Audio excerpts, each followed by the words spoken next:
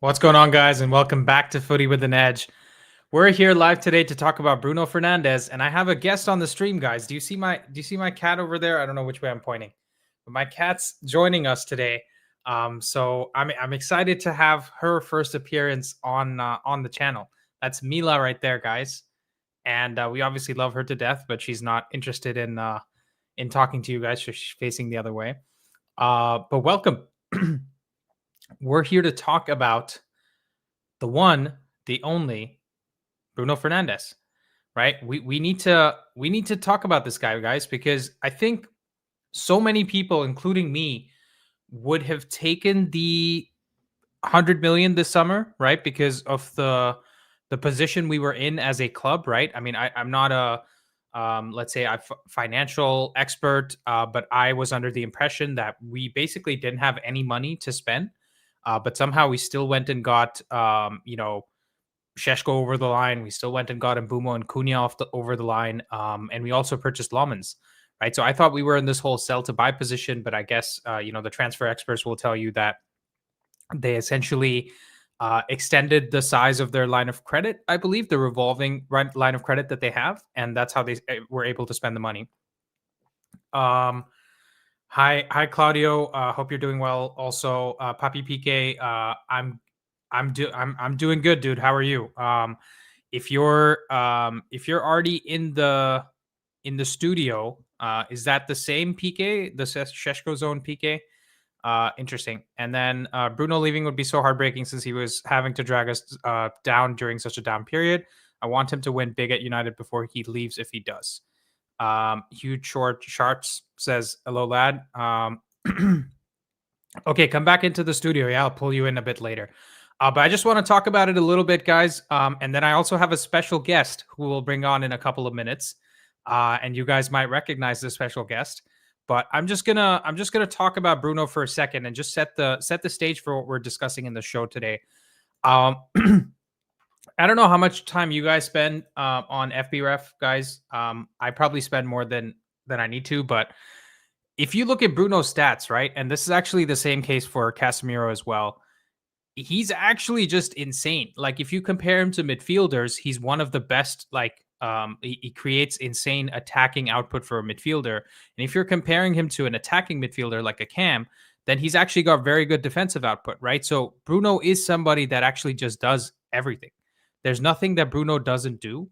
And for anybody that wants to hate on Bruno for him not doing enough or him not being the right profile of player, I don't think you know what you're talking about, because everybody wants to ask tell me one player Amarim has improved, right? Especially during all the negativity before we won 3 games in a row. And Bruno's the player he's improved, right? Bruno was playing in the 10 for his entire United career and his career before that as well. And he's turned him into a midfielder. And Bruno deserves more credit than Amarim, in my opinion, because he has to go and actually do it on the pitch. So this is what Bruno gives us, guys. So we need to keep that in mind before we talk about not wanting to have him here or taking some sum of money that we would like to take. And in my opinion, he could even play till he's like 35, 36, because that's the type of fitness that he has, right? So my personal opinion, I don't think we should be selling Bruno this summer, even though I did think last summer when we got the money for him, I was kind of, I kind of wanted to take it. But I definitely feel like the reason I wanted to take it, though, is very different from what other people wanted to take it for. I wanted to take it because I thought we could rebuild the squad and do something better with it. But now, honestly, we're in such a promising position. We could be getting Champions League football. It's not a guarantee yet. But if we do, then why are we looking for the Bruno money, right? In fact, I would even say maybe we give him like a small contract extension or something and make it work that way, because this is the type of player that gets us the winning goal at Anfield, because he put in the cross for Harry Maguire, right? I want you guys. I want to know what you guys think, right? It says 100 million for Bruno. I'd absolutely take it, though. Hate it, but that 100 million would be revolutionary for our midfield being more stable. Mahi, have you heard of this player named Anthony? Right? Have you heard of this player named Nicolas Pepe that Arsenal spent a lot of money on? Spending money just because you got money from another player is not a guarantee. Are we going to use that 100 million to find the next Bruno? Highly, highly unlikely. right? So why do you want to take the money when you don't know what the money's going to do, right? If there's a guarantee, if there's a high quality player that we can go get, fair enough. But there's no guarantee, so I'm a little skeptical on that. But anyways, guys, we have a very special guest on the show. Not just my cat. We have James from the Muppeteers who's making an appearance. James, Hello, hello. how are we doing? Good, good. Good to see you again after speaking a little earlier today. Hope it's going well. Yeah. So, guys, we've been cooking something in the background. James and I spoke earlier today, and we're Yes, yes. going to put out some content for you guys later this week. Because I feel like, in terms of like-minded content creators that are both talking about United, that are both interested in stats and what's sort of beyond the surface, and also just want to be calm and relaxed, boys. Like we don't need to get up in arms every time somebody misses the shot, right? Like I bet you your bottom dollar there were people that were thinking Sheshko was crap after he missed that first shot wide yesterday, right? And then Oh yeah. Gary Neville says he's crap, right? Or he's not picking Well, up. he's They're not in like, the game. see, yeah, Yeah. exactly. And then everyone's like, oh, Gary Neville said it, and I saw it, so he must be crap. But James is not like that, so I appreciate you, James. Yes, yes, yes. I try, have my moments momentarily, as we all do in the heat of things, but nine times out of 10 I'll try to balance things out before, after, and in the analysis to look at things Yeah. from a very fair angle. But also I think it's just so important, as we are right now, that we can actually support and back the team to get where they need to be, and to Yeah. they need that. They need that positivity. Yeah, for sure. So give me your thoughts on Bruno, James. Do you feel like would you have taken the money last summer when we got 100 million for him? Last summer, yes, I would have. But I've gone back and forth. I'll be honest, I've flip-flopped on this so many times myself, as I think it's kind of natural to do, because you look at it and you go, I during the game against Liverpool, for example, right? I in my watch longs and chat, and when it was going on, the 10 minutes before Bruno gets that assist, people are hammering him, because he was having a Oh, rough they're going 10-15 crazy. minutes, right? He was having Yeah, a tough He 10 was minutes there. knackered, right? He was Yeah, so and tired because he was running he around was. so much. Yeah. And it was hammer him. You screwed the whole game up. You haven't taken him off the pitch. Bruno, get out of here. And then 10 minutes later, he gets the assist and we win the game. And I remember I tried there, because I've had my moments with Bruno where I've been like, like it's hard to see if he can he settle into a more calm role. Can he settle into a position where he's not causing chaos for the team? Can he settle into something that's a bit more controlled than what he was asked to do for the majority of career? And giving him credit, he was asked to do that, to be that agent of chaos almost. And like, Also, the profile of our team was yeah, Rashford, Greenwood, totally different. Martial, McTominay, Fred. You guys think that Ugarte treats the ball like a hot potato. What do you think Fred and He's got McTominay way do? better. Yeah, he's got way Right? better retention than a lot of the players we used to have, funnily enough. Exactly. So in that type of team, guys, Bruno was just trying to make the best Yep, of a bad correct. situation, and that's what was Yep. required of him. So we should be respecting him for that, not hating on him. But anyways, Correct. And so I've gone back and forth, but and so I go back and forth in that same way, but I've been trying to level it out, because I think he's really trying to be the right type of midfielder for the team. I think that defensively there's some maybe like awareness flaws, not work rate, but like in terms of awareness of sensing danger, which is why Casemiro has become so important to play with Bruno, because he's so good at seeking it out and picking up in spaces behind him. So I go back and forth. My biggest worry that I think we need to see over the course of this year is I do think his legs are not gone, because he's got so much quality and it's a midfield. You can sorry, slow down Bruno and or play. Casemiro? Yeah. Bruno is, I mean, both, yes, but Bruno not as much as Casemiro, obviously, but Bruno just a bit. You used to see Bruno 90th minute, he still had everything.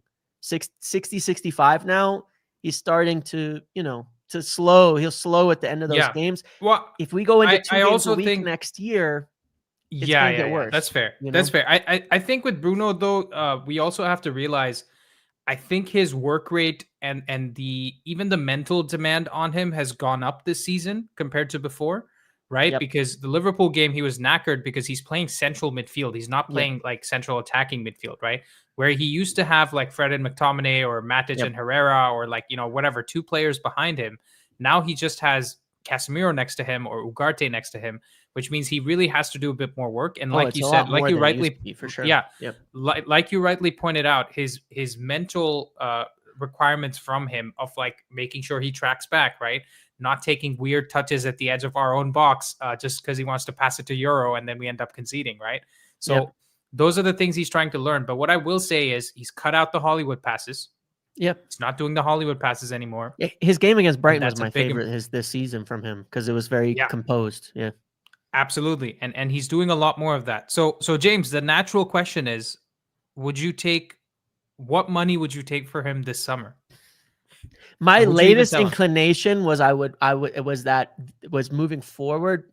I would rather see him extend on a lower wage for 2 to 3 years where he doesn't have to be the starter. I would love to keep Bruno when we're going into Champions League 2 games a week. I would love to keep Bruno in a capacity where he doesn't have to be the guy. And that it doesn't, as long as it doesn't prevent us from, maybe he's not the starter every game next year, and he's doing 1 week on, 1 game on, 1 game off, rotating, playing as a sub, bringing those quality moments as a game changer. I think he could play in that role for years. Honestly, I think he would age really well into that role. So I go back and forth. I think that we also have to a degree, think with the long term of what we're building as well. And that's why it's like, if he would accept that kind of role and a lower wage and a few years extension, and that it doesn't prevent us from bringing someone in, he'll stay. If that is a problem, then I would accept a decent amount of money for him. But I think it's up to him. I think I would still leave it up to him. What do you want for the next few years? Do you want to go to a club that's already ready? Because we're still not necessarily going to be ready next year. Do you want to go to a club that's already ready, or do you want to stay? Maybe you end up in a more bit part role when we end up winning things. What do you want? And I think he's earned the right to make that choice. And that's why, even though I would have taken the money this last summer, I never got on like, we should push him out or something like that. For me, it was fine. Leave it up to him. You know what's interesting, James? First of all, I appreciate that perspective, because if anyone has earned the right since Sir Alex retired to decide what he wants to do with his United career, it's Bruno, right? And even then, you can tell he has deep respect for the fans and the badge, and he knows what it means, knows what it stands for. Yep. I think my point would be, where we struggled as a team, as a club, was when Bruno was our best player. Yeah. Right. Correct. Because Bruno, the nature of player that he is, he's not an Mbappe who can just dribble through the whole team. He's not a Messi. He's not a Ronaldo that can just be the best player and you can go win things. Bruno needs to be like the 3rd, 4th, or 5th best player in your team. Yep. And right now, he's the 3rd best player, which is great because you have Mbeumo and Cunha ahead of him, and you can actually go do something. But the problem is the squad below number 3 is not very good. And also Bruno is not in his prime anymore, right? If we had prime Bruno, like, when he was 26, playing with Mbeumo and Cunha in this type of form, I'd be like, guys, we need to keep him for the next 10 years, right? Yeah, for sure. And I would still believe he could adjust even more because he's younger. Yeah. And what James is saying is spot on, because if now he's the 3rd best player, and next 2 seasons he's the 5th or 6th, and then after that he's the 10th best player, that is something we can still work with, because as a member of the squad that's giving us important minutes, I think he can play very well. What I think there's a slight issue with is, for somebody that's, has the mileage to play 80 games a season, I don't think he will want to just come off the bench on every single game, right? So that's where James's point comes in, which is we leave it up to him and let him decide whether he wants to be that type of bit part player and contribute to the squad as a whole, which he might do, right? If he can, I would say winning a big trophy with United is very high up on his wish list, because he has given everything for the shirt and he's tried to make it happen as much as possible. So I think that's a good shout, James. Anything else you want to discuss? I know you said you had a timeline. Anything else you want to talk about? No, that's good. I think it's a good discussion. I think it's I was talking about this with my community last week before the game, and it's just an interesting one. We're gonna have to see where it goes, because obviously it's gonna, I know the club are going to want, and I know we're going to talk about this later on in the week as well, Yeah. but the club are definitely going to want to see in the market how they can recreate some of the dynamic we're seeing with Bruno and Casemiro now with younger players that will be growing with the club. And what does that say about the future of him? What does it say about the future of Kobbie Mainoo and others as well? So I think that's going to become a really interesting topic as we go on through this season and towards summer. And you guys won't have to wait long, because this Thursday, guys, both James and I are going to have 2 videos come out, one on this channel, one on his channel. And we're going to talk about all things United. So, stay tuned. And if you guys aren't subscribed to the Muppeteers, what are you doing? Right? Yeah. Go over there and hit that subscribe button. Although I have a feeling all 70 or so people that are watching are already subscribed, because I see so many comments, dude, saying you guys should do a collab together. So here we are. We listen to you, and we're going to have something out on Thursday. James, you smashed it, dude. Thank you so much for coming. Of course, buddy. I'll see you later. See you later. Bye. Have a good one. All right. That was James from the Muppeteers giving us his thoughts. It's very interesting, right? I wanna just read some of the chat, and Sherpa, I'll bring you in next. Sorry, I just misclicked there. But I'll just go through some of the chats here. And he says, who will replace Bruno? Kobbie, maybe Hjulmand. Amram calls him complete. That's an interesting one. I feel like Hjulmand, what is his age profile? I think he's like 26, if I'm not wrong. Morten Hjulmand. Let's go. Hjulmand is 26, right? And I think the only issue will be he's a captain for Sporting now, I believe, and I don't know how much money they're gonna ask for Hjulmand. So that's the only concern I would have. And then Bruno hardly goes into a heavy challenge. His legs are fine. I think James's point was more about compared to Bruno himself, right? The amount of workload that Bruno could handle previously looks like he can do a little bit less, and that's natural. Like with age, that happens.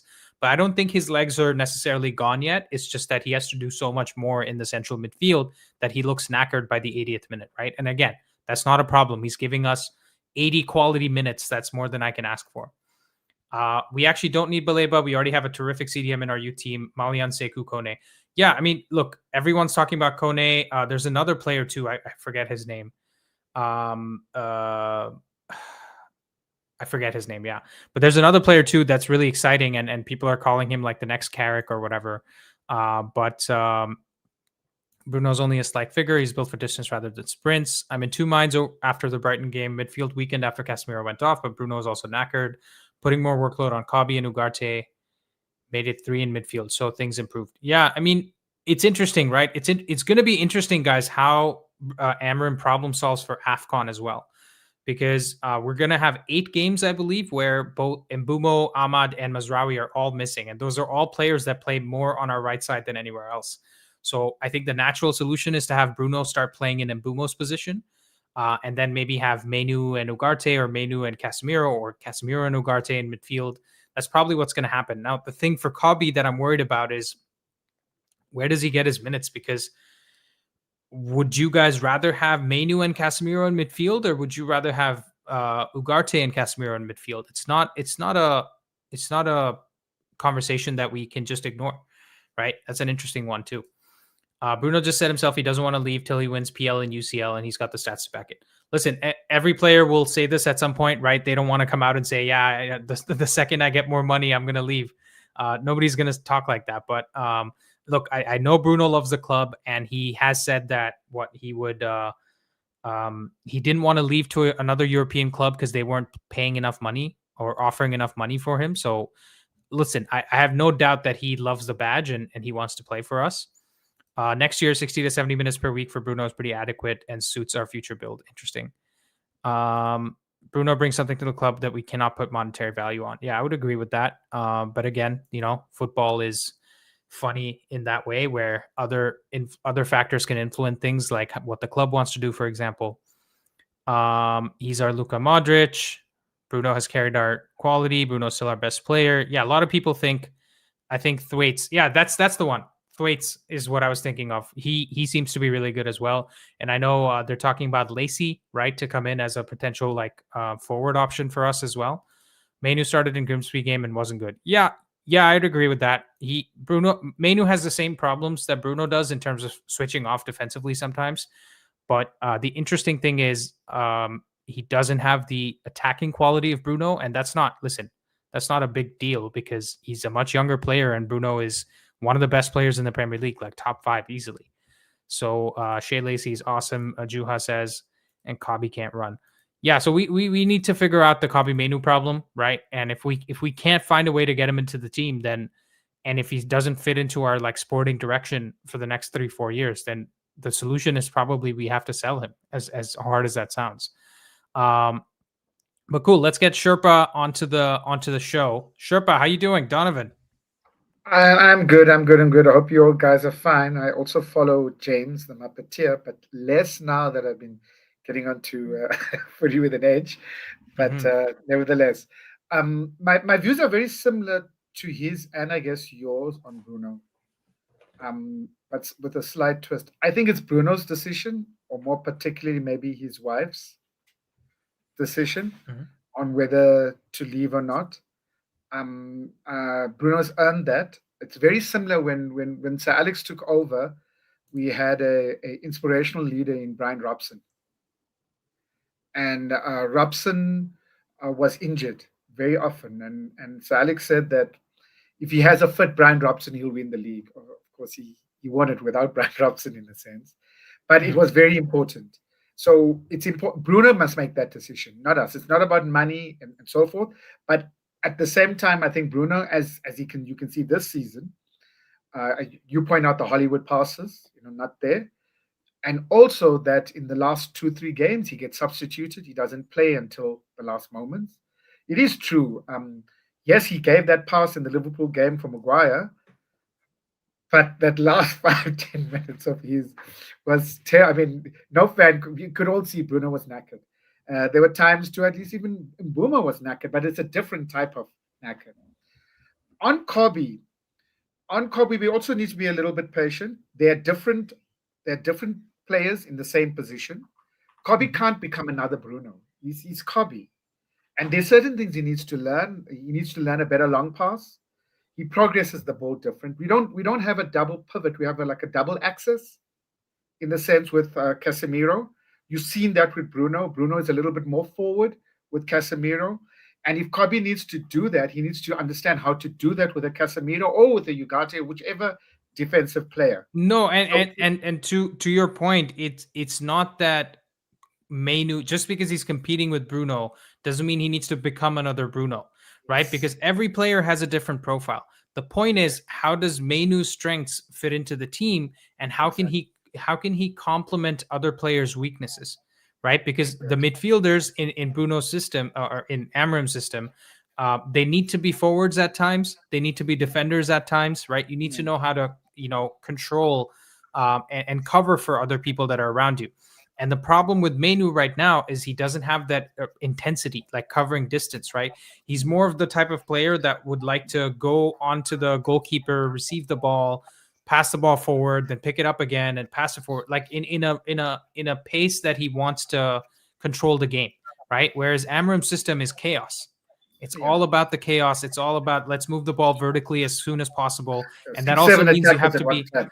yeah, and you also have to be that means you will force a lot more transitions because you keep moving forward so quickly. That means the ball can come back quickly as well, which means you Yeah, need to be there defensively, be able to go, box to box. So yeah. I think the biggest thing he needs to work on is his intensity off the ball and his stamina as well to kind of push himself, right? The extreme And stamina that he needs. it will depend both on the people around him and him himself, how introspective he is, how does he take critique, Mm. and Amarim's communication with him as well to say what he's looking for him to learn. And I always would think that he needs to look a lot at Modric's play, so he can learn from that. There's videos and so forth. He needs to look at. I'd even add Iniesta, who wasn't fast but was able to scan and keep the ball and dribble a bit. In fact, Iniesta is one of my favorite players ever. And look at that to see how he then, because he must be Kobe, he can't be Bruno, and then maybe there's a chance. But if if we think that is we as the management think that he's not able to do that and he's not going to do it and so forth, then yes, and we need to then sell him or whatever and say, look, it's for your own future. Things are not working. Rishi disagrees with you. Yeah, I see that, shame. The biggest. Now I still maintain if it wasn't for we could bring Rishi on. If it wasn't for the whole Messi Ronaldo thing, there was a stage where uh, Iniesta and Xavi should have shared the Ballon d'Or. They should have been, because once Iniesta and Xavi went, that Barcelona team, even with Messi, went down. It's that midfield. It's that midfield that created. But Yeah. Rishi can stick with that. He can stick with. No, I think he's a little butthurt because of the Champions League's results. Yeah, sure. Oh yeah, of course. Is, But going back to this, I think with Amarim said something very important last season when the whole Garnacho thing was happening. He's now if that is Rishi, your brother, now he's taking away your nickname. He's no, I told you from the start, I've maintained it. He's the one who comes up with the nicknames. He's a writer by profession too, so I'm not going to try to compete with him at all.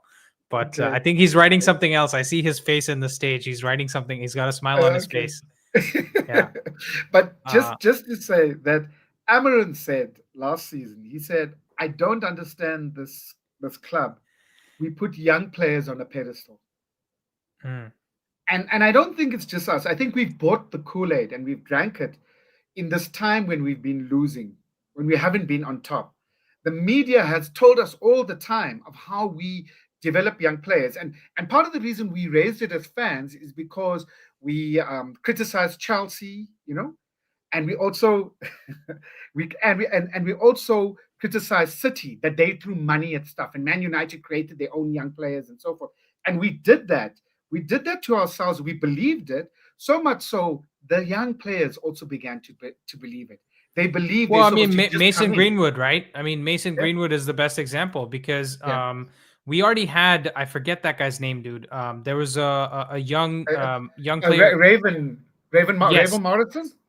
Ravel Morrison. Ravel Morrison. He was a cautionary tale, and then we purchased Mason Greenwood, and he does what he does. And I feel like would that have happened if he was at a different club where he had the right, mentors and the people around him? It's hard to tell, obviously, because it's not on the club that he did what he did. But did we have the support system, or was the ego getting to his head? Because let's not forget, we were gassing him up, right? Yeah. We were so excited. I'm still excited when I watch some of his highlights for Marseille and all that. He still has thunder in his boots, but I mean, that's what happens, right? When you don't have the right environment. Even Jadon Sancho falls in the same one. Yeah. Even Jadon Sancho falls into that same group. And so I think that we haven't got the balance right. And Amarim, in a sense, is correct, is that we need these young players to be humble and to be honest with themselves of where they are. Otherwise, are we a big club? If any player who does well in the academy can just go to the top of the line, then we're not a big club. We really not. We're Southampton or something like that, And I think with Bruno, I mean, as fans, we are fickle, and we must admit this. When the next shiny thing comes on, we just forget the older guy. Yeah, we do. We just think that, wow, and we forget how difficult it is to make it. I mean, football is the most difficult sport in the world because so many people. I hope I'm not talking so much. You have to do drugs. No. It's no. It's I'm just taking something. I just had a meal, and I take like this supplement. And that's what it is. Yeah. So with Bruno, I think we also can help the club also, and our fans and so forth, recognize that we don't throw you away as when you get old. It's also part of our maturity of becoming a club that's sustainably on top, because we're on the cusp now, in a sense. We can feel that there is things changing. Yes, it's only 3 wins, but there are things changing in that way. And so it must be Bruno's decision, but at the same time, Bruno accepting that he won't play as much as he would like to. And next season, I think that Champions League things matter. It matters quite a lot. By the way, there's a Category 5 hurricane in Jamaica, I think. So for all my Jamaican friends out there, and I know we have a few viewers like Yadman and and Brian as well, the Spliss Killer, who are both Jamaican as well. So guys, whoever's in Jamaica, like take care. Caribbean. Find shelter. Yeah, please take care. But Donovan, I think what I would like to add is it's almost not about the age, right? The reason why United promote the youth is because we have the saying of if you're good enough, you're old enough, right? And I feel like that applies to older players as well. If you're good enough, you're young enough, right? Because in my opinion, Bruno is still very good at the high level. He is still in his prime. I think he will be in his prime for the next at least 2 years, if not more than that, right? Because we look at Van Dijk, like at Liverpool, he's 33. You look at Salah, he's I think 34. So these guys are still like kicking it around at the highest level, and we've seen the ceiling of what top players can do at the higher ages because of the focus on nutrition, because of the taking care of their body. And does anyone have any questions that Bruno doesn't take care of his body? Nobody. Right. In fact, he overdoes it in terms of how much effort he puts out on the pitch. And I'm surprised. How has he not gotten an injury yet? Somebody and he recovers so quickly. He recovers so quickly from exactly. Games. He doesn't miss any games. But anyways, Donovan, games. Is there I'll ask you the last question because I got to get some of the other folks. Yeah, sure. And by the way, Nelson, if you're still watching, I know you were in the background. Please come back in. I'll pull you back in. But is there any sum of money you would take for him this summer? No, it'll be his decision.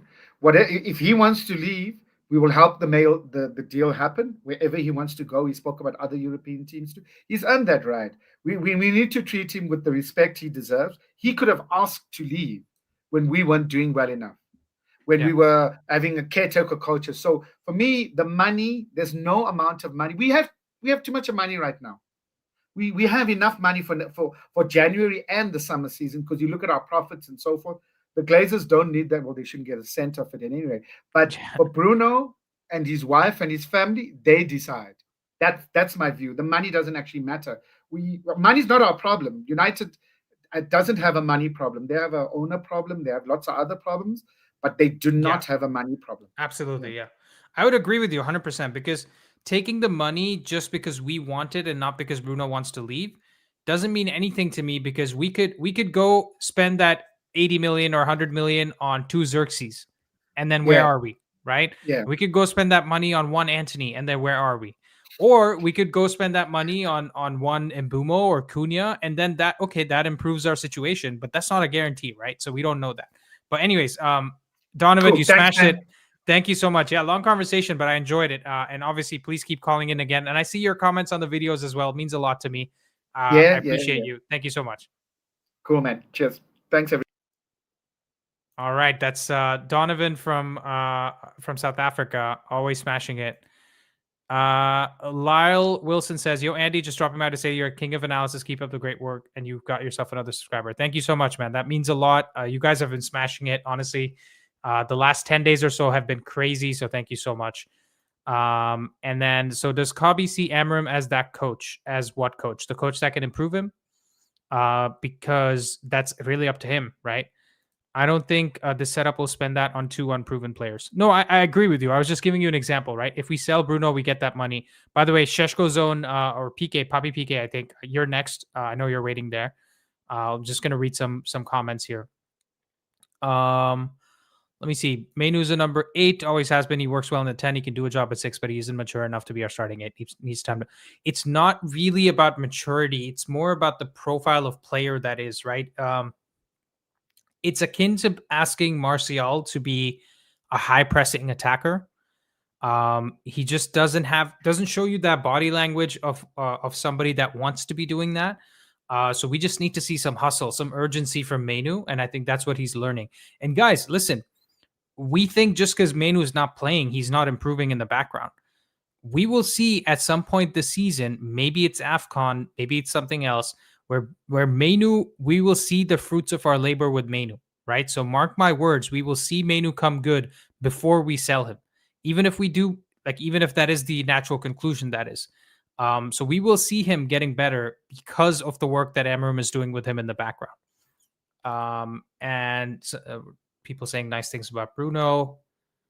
He says only two conditions: if they can get a good replacement, we can get a good fee. But I'll doubt it happen. Yeah, I mean, look, even the best of teams have trouble making transfers, and Liverpool, for all the shit we want to give them, they've been very good with Salah, Van Dijk, Allison, with Gravenberg, with McAllister, all these players. And then what happened? The season they're willing to spend big money. Looks like Wirtz is looking like a flop. Looks like Isak is looking like a flop. They spent 250 million pounds almost on just two players, guys. And this is kind of what you get by doing something like that. So, no amount of money is ever a guarantee. No player is ever a guarantee. Joao says, yeah, I love your cat. I love her too. She's sitting over there. You guys want to see her? Let's say hi to the cat. Hold on. Let me bring her up. BRB, guys, cat.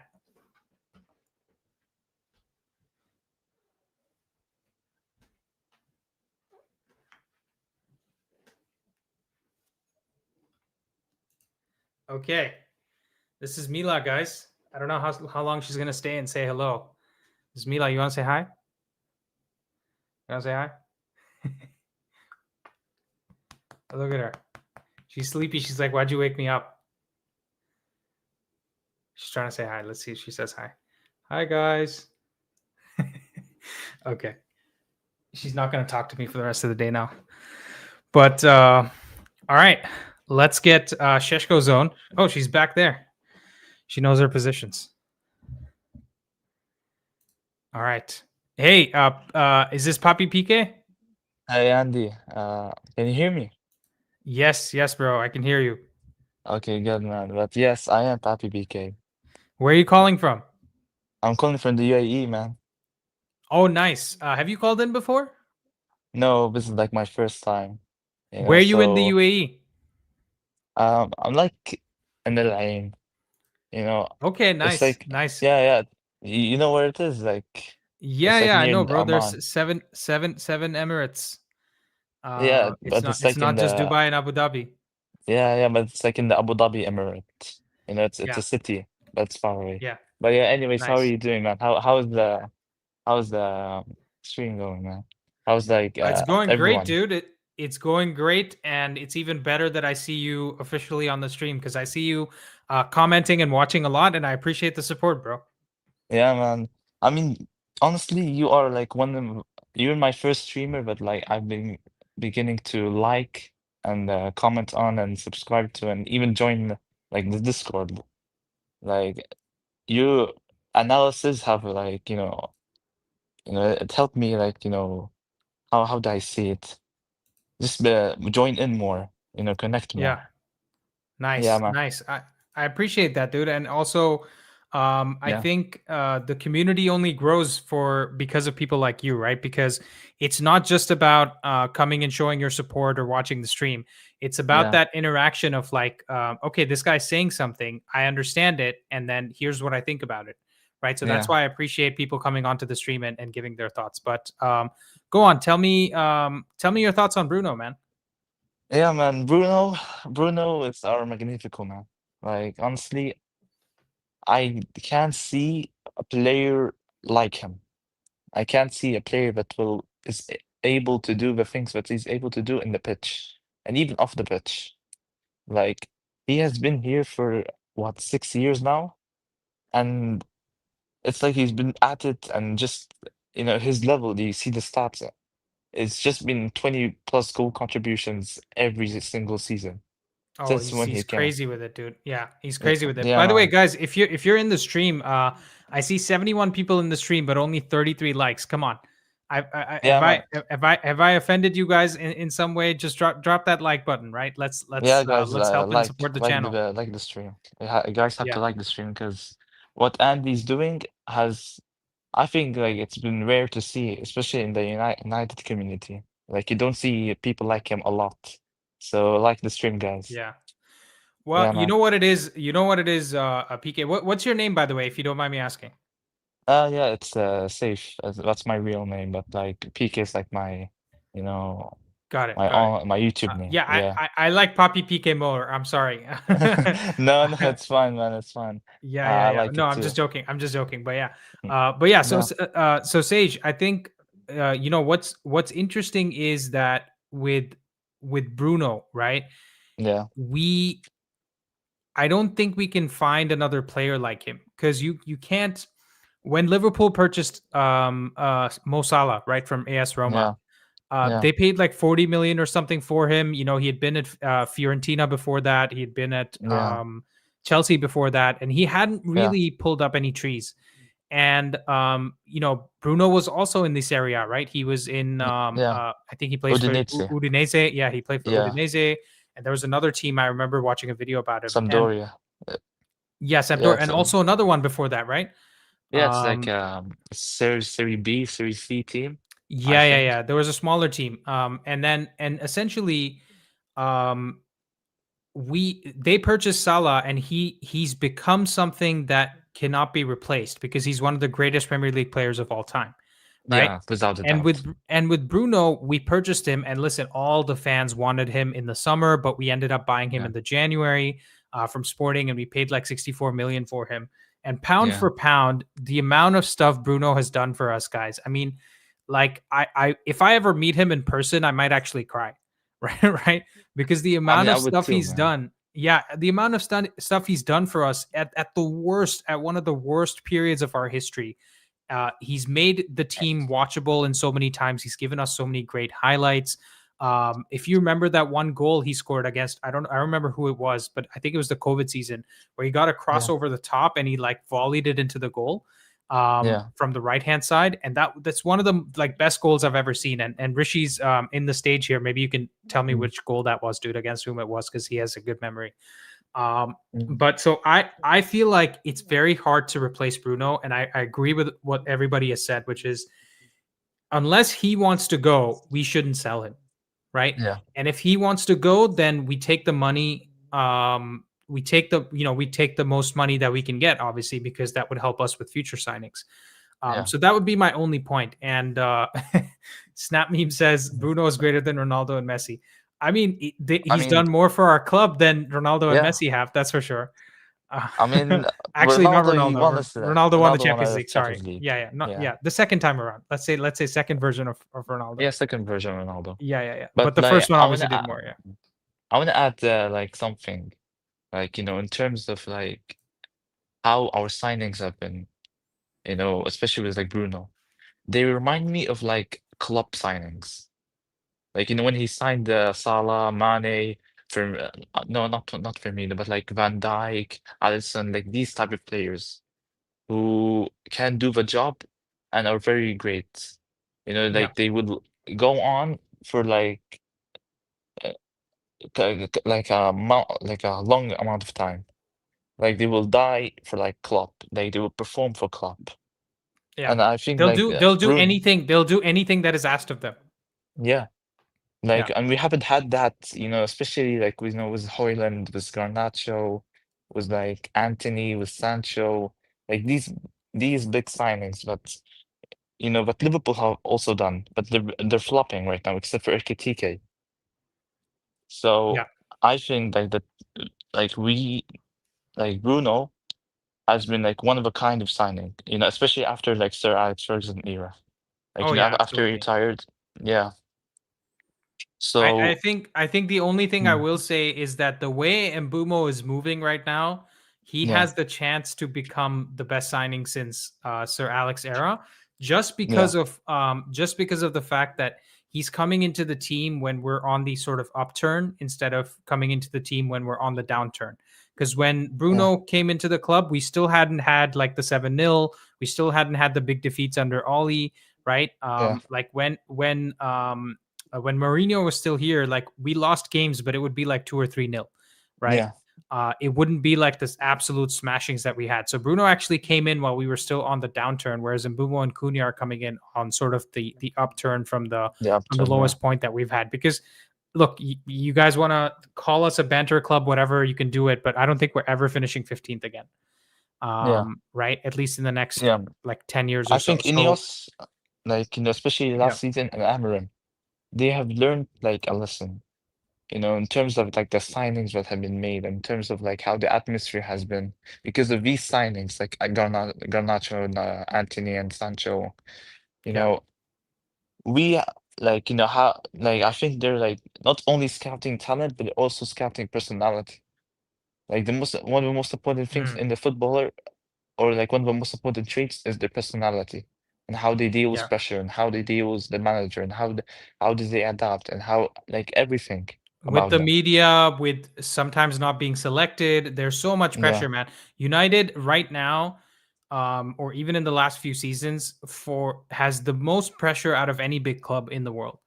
The most yeah, pressure because we have like 10 legends in the media talking shit every week. yeah, We have every other team wanting to talk about us. Like I think Jamie Carragher at one point when he was doing a CBS show on for the Champions League, United are yeah. not even in the competition, and he was talking about United, Yeah, that's how right? big we are.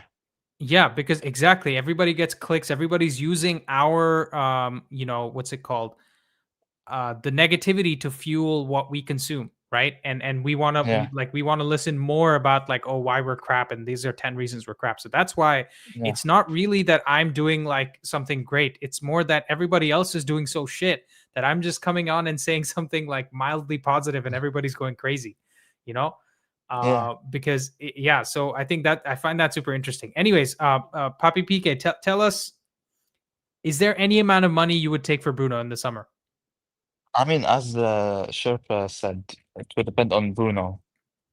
It will like depend on Bruno and how like he wants to like respond, to Mm, the offer that has been, given. So I mean, I would take like at least 100 million if yeah, that's possible. yeah. But I mean, where would we spend that? So I That's the don't know. question. Yeah, that's the question. Because if we sell Bruno and go spend 100 million on Baleba, I don't think I'm Yeah, happy with that.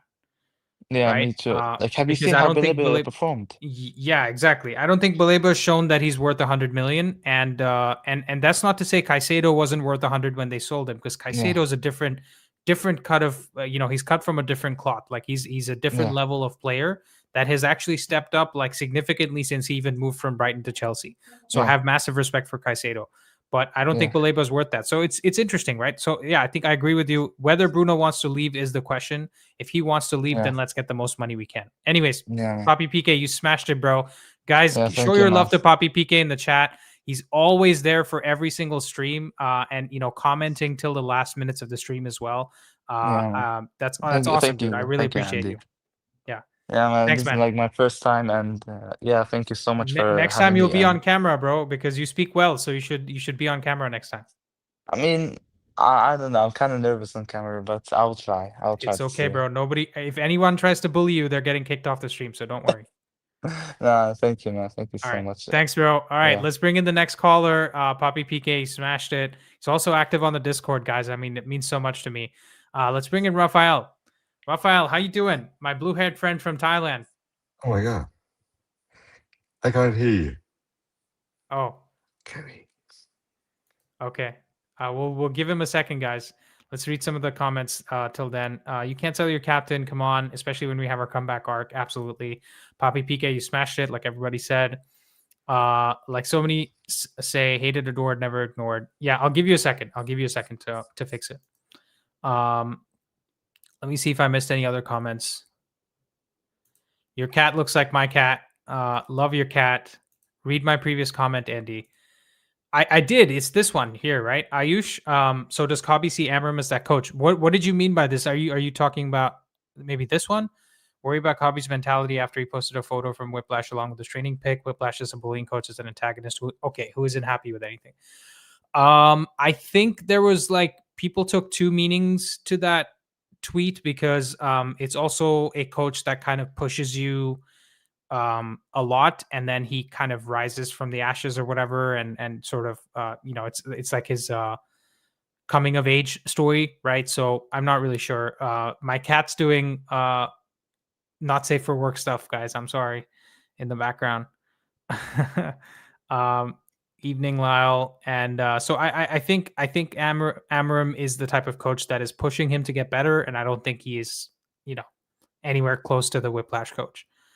And then someone says, Alex says, I'm in your waiting room. Yes, I know. I'm going to bring in Rishi next. Actually, if Raphael next, because we're waiting for him to fix his audio.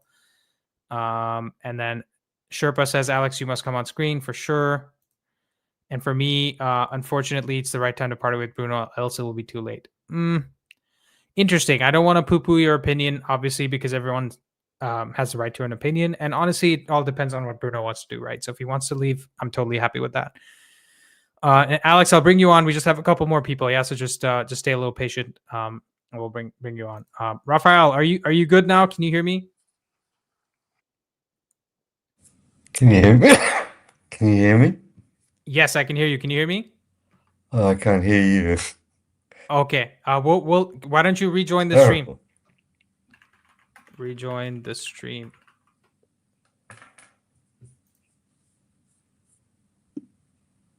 Can you hear me now? I can hear you. Can you hear me? But I can't hear you. Okay. All right. We'll bring in Okay. we'll bring in Rishi. Actually let's bring in Alex first. Sorry, Rishi, I'll bring you on right after. Alex, you're live on Footy with an Edge. How you doing? I'm good, Andy. How are you? Congrats, by the way. You've had one hell of a rise, and I'll be honest and say that the videos you've done on Neville and on the Athletic, I think you deserve a lot of credit for those. And yeah, well done for the community you're building, mate. Thank you so much, man. That means a lot. And honestly, the last 10 days have felt like 3 months. Because it's been nonstop, right? And it gives me a lot of motivation to keep going. So I appreciate you saying that, and also just watching the videos and joining the streams. Yeah, I think in answer to your question about Bruno, wait. First, introduce yourself. Tell us where you're calling from. Let's start again. Sorry, I'm Alex. I'm a United fan. I've been a United fan for more than 35 years. And I live in London now. I had family who used to live in Salford, who were season ticket holders, who used to go to quite a few games. Try and get to Old Trafford when I can, at least once a season if possible. Nice, that's awesome. I mean, I've only been to Old Trafford once, but it was on a Wednesday and we weren't in Europe, so I got to see the museum. I got a whole tour of the pitch, and honestly, still one of my best memories of all time. To be there, because not all of us live in the UK, right?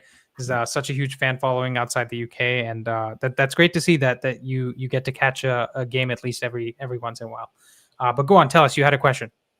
Yeah, no, I just wanted to answer your question really about Bruno. I mean, for me, one or two other people might know me from other YouTube communities, but my view is very much, it's not so much a should we keep Bruno question. It's more a how do you balance midfield question. And I think it's a question that fans have been asking for about, arguably it dates back to Carrick and Scholes. That's how far back it goes. And, one or two managers have got close. Like I think Mourinho got close with Matic, Pogba, Herrera. And then Oli got close with Bruno, Pogba, and insert whichever third midfielder it was. I still think should never have really let Herrera go. But since then, it's been hard. Like Ten Hag solved it for one season with Casemiro, Eriksen, and Bruno, but we all knew that was not going to be a long-term thing.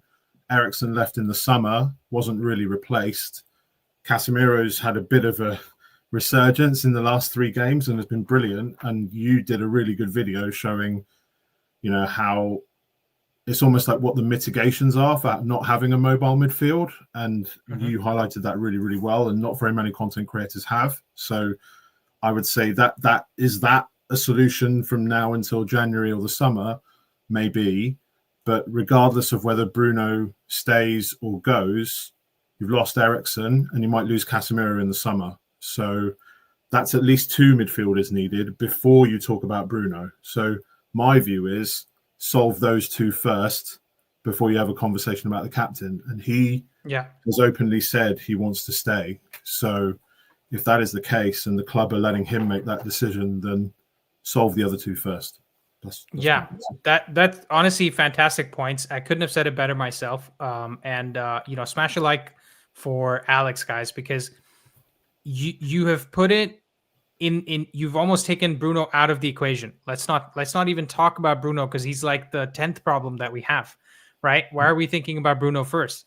And that's absolutely spot on, because this is the condition we have today, guys, is what happens when you serially underinvest in the midfield for 13 years, right?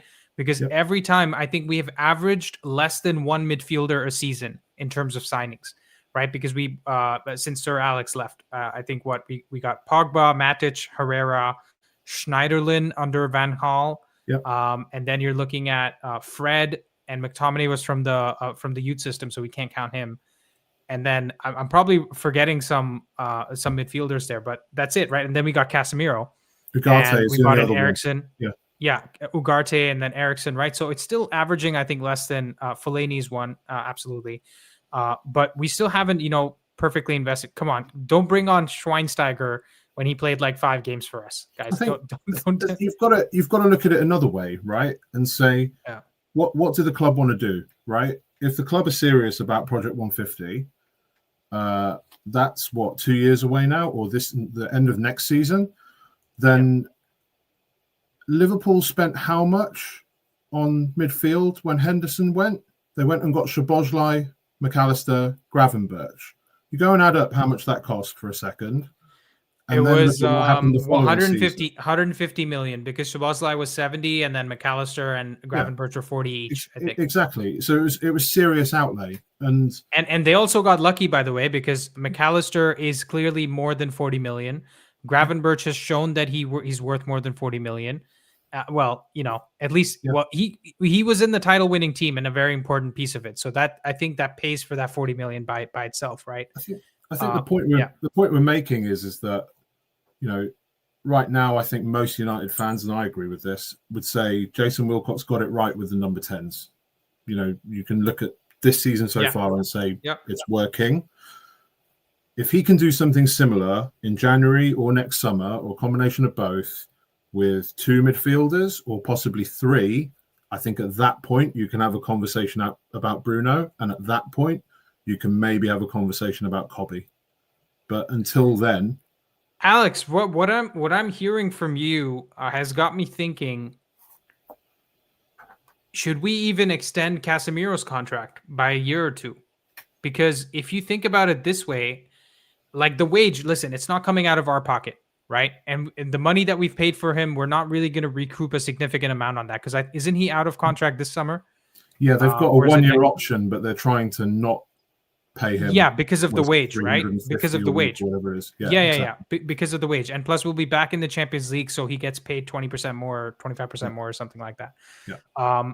So if we can do something about his wage, which, again, I don't see it happening, the question is, forget about the money for a second. Would you like to keep Casemiro for another season or 2? Because he provides us experience and depth in an area that we don't have experience and depth.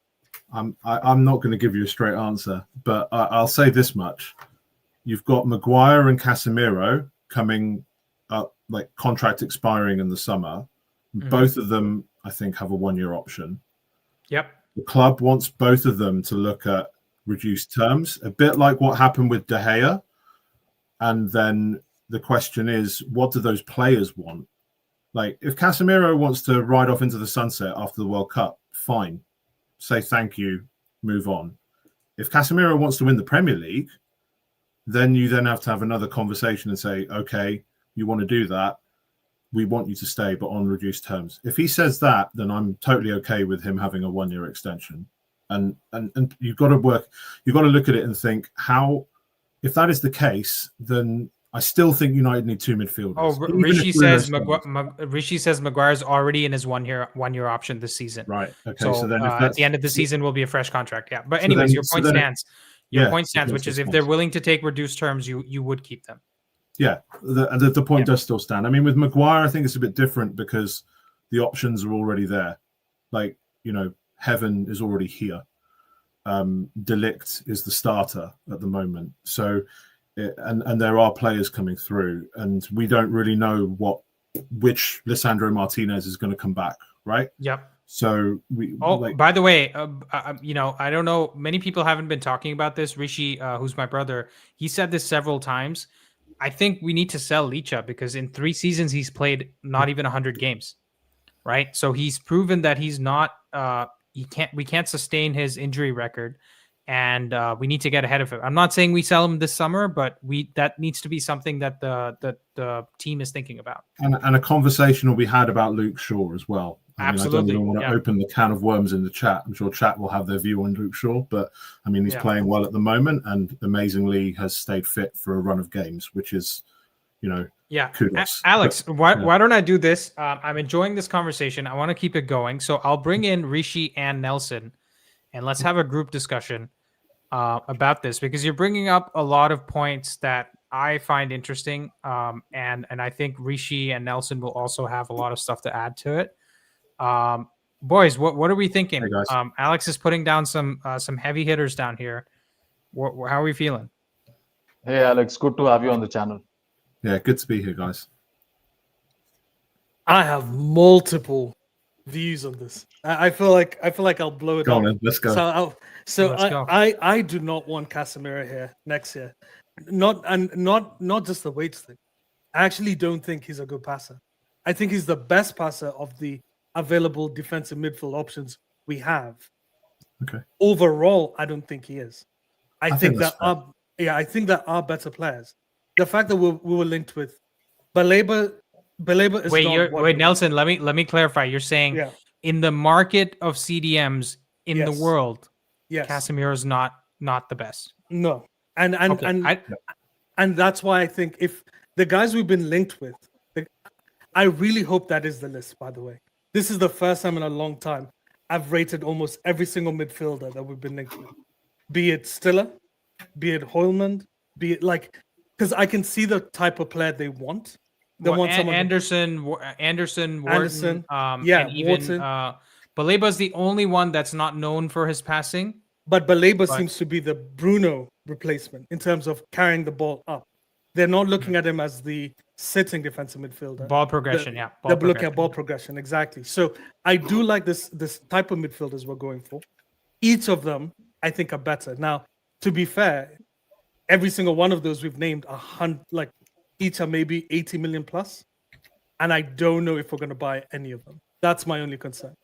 And if that's the case, then as much as I would hate maybe a contract extension for Casemiro 1 year, but if we're going for one of them, thank you for being a good servant this year, but 300 grand is quite a lot. Yeah. But I just want to add one thing, Nelson, right? It's as much as indirectly it's coming out of our pocket, it's not coming out of our pocket, right? The money that he's getting paid. So my point is, listen, if you're a midfielder going into a team and you see 5 times Champions League winner sitting on the bench next to you, the amount of stuff you would want to soak in from him. People are talking about Thwaites and Kone and all these players coming through. Guys, we can't just... That's the thing that he's getting paid the money for. It is his experience, right? And Casemiro is not like Bruno, where you're worried about him not being able to stay in the team because he's not playing every minute. Right. He's happy to come in and out. He's happy to play 30 minutes here and there. And think about it this way. We're playing, away at Arsenal. And let's say we have one of these midfielders that we want, like Wharton or Elliot Anderson. Last 10 minutes, they're knackered just like Bruno was, and we get Casemiro off the bench. Right? Yeah. Is anyone talking about the 350,000 pounds at that point? Nobody is, right? That's what he's getting paid for. So that's my point. I think even if it is a situation where we assess the options in the market, we get one of these big midfielders in, I think it's worth it to get that one extra year out of Casemiro, just because the experience he provides. He might just play, 1,500 minutes or something throughout the whole season, but that is 1,500 minutes that we can't really replace by just getting a 20-year-old midfielder that is also a defensive midfielder, right? Because that experience is super key. Yeah. Go on, Alex. I was just going to say, I'm sorry, I spammed 2 lists in the chat. So chat, you can see what they are. So I made these 2 lists last summer, back in kind of May, June time, in another Discord server that I'm a mod for, and the United one. And there were 2 lists of players, one which was the Premier League options and one which was the, as I call them, other options. So they're coming from a different league. That might be the Championship, or that might be another one of the top 5 leagues in the world. And for me, I think the important thing is this was before any this was before Cunha and Mbeumo were signed. This list was made, and I was thinking they have to sign a central midfielder. They have to sign a central midfielder, and then they didn't. And now looking at it, thinking that's got to be the priority next summer, regardless of Casemiro, regardless of Bruno, just because you've lost Eriksen and wasn't replaced. So, like we were saying about balance issues, I think you really do need this progressive passer that Nelson was talking about, especially with the type of football that Amarim wants to play. Or someone that progresses the ball, right? Whether it's by passing or by dribbling, because Baleba is more of the ball carrier. Agreed, but I look at it and think, you look at the current wing backs, and I do think we need another wing back as well. But if you look at them, they're generally speaking of the ball carrier mold rather than the ball pass, like progressive passer mold. So if you're thinking about balance, it would be useful to have a midfielder who can, progress the ball or ping the ball through the lines. And that's why Adam Wharton, you look at him and think, yes, he would fit that mold. For me, the only criticism I have of Adam Wharton is, can he stay fit? I mean, I live in South London. I've got a lot of friends who are Palace fans and go to Selhurst Park, and in their eyes, they think he's a £100 million player already. This fan talk. So he's very neat and tidy on the ball, I have to say.